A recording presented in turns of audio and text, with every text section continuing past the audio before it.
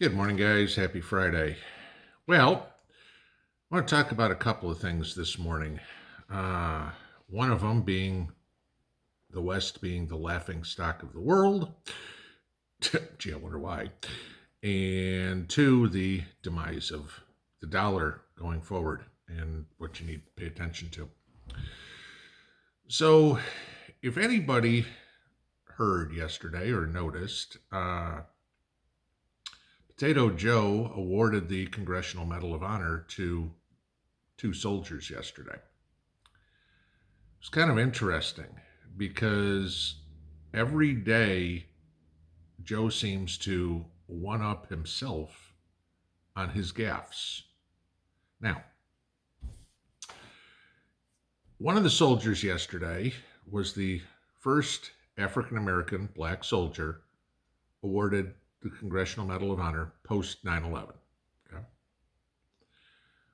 Biden couldn't even get the guy's name right. Not once, but twice mispronounced his name in front of his widow, awarding him the Congressional Medal of Honor, the highest award that you can earn in the military. Pretty much the highest award you can earn in the United States, okay? Because a Presidential Medal of Freedom or whatever does not carry the same weight that a CMH does, okay? But of course, Biden couldn't be outdone. The other soldier that Biden was awarding the Congressional Medal of Honor to, Biden said he was awarding it posthumously to the soldier, while the soldier was standing right in front of him. This guy is a national embarrassment. Not that I have to tell anybody that, but somebody please explain to me how we have 83 million stupid people in this country that thought he was the best option that we had. Okay? I mean, as much as I hate Bernie Sanders isn't this much of an idiot. But beside the point. Okay. But of course, we have Biden and his whole entourage. I mean, the Democrats run the whole country, right?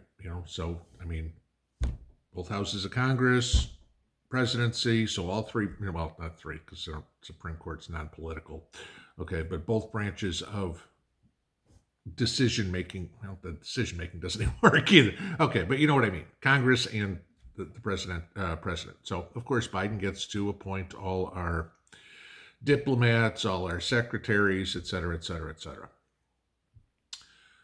Russia proposed something at the United Nations, the UN General Assembly yesterday, okay, to condemn Nazism around the world, to condemn Nazism, neo-Nazism, all forms of racism. This was presented by Russia, okay. It passed 130 votes in favor, 2 votes against, and 49 abstentions. The 2 that voted against condemning Nazism were the United States and Ukraine. The 49 abstentions were basically the rest of NATO. Condemning Nazism.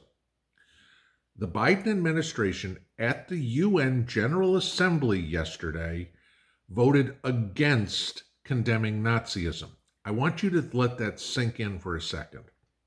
When all the comments that you hear left and right from the media nonstop about fascism, Nazism, the Republicans, all this sort of stuff, and the Democrat-controlled government of the United States refused on a world stage to condemn Nazism.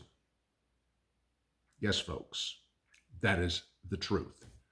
Read the link below. Okay. But this is where we get even further into this. Now, many of you guys have seen the stories, maybe a little bit, on knowing what SWIFT is. Okay, it's the international way of trading, paying for goods between other countries. Okay, and This is all based out of Brussels, okay, but we all know what the petrodollar is, okay? So the US dollar is still the world reserve currency, and everything is pretty much paid in dollars, which that's what keeps the American economy afloat, okay? And I've said this before. If Australia wants to buy something from Peru, they do it in US dollars. So each one of the countries has to keep American dollars, okay? The rest of the world has to keep American dollars in their reserves. The United States does not have to keep reserve currency of the other 190 countries in the world. Okay? But everybody else has to keep dollars. Okay? That's what keeps the dollar afloat. Well, the U.S. is threatening Russia to kick them off of SWIFT. Okay? Now, anybody with common sense goes, okay, if you're going to try to hurt me, I'm going to find a way around it. It's human nature, okay?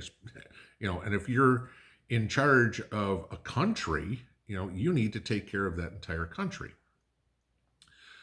So Russia has hitched their wagon a bit to China.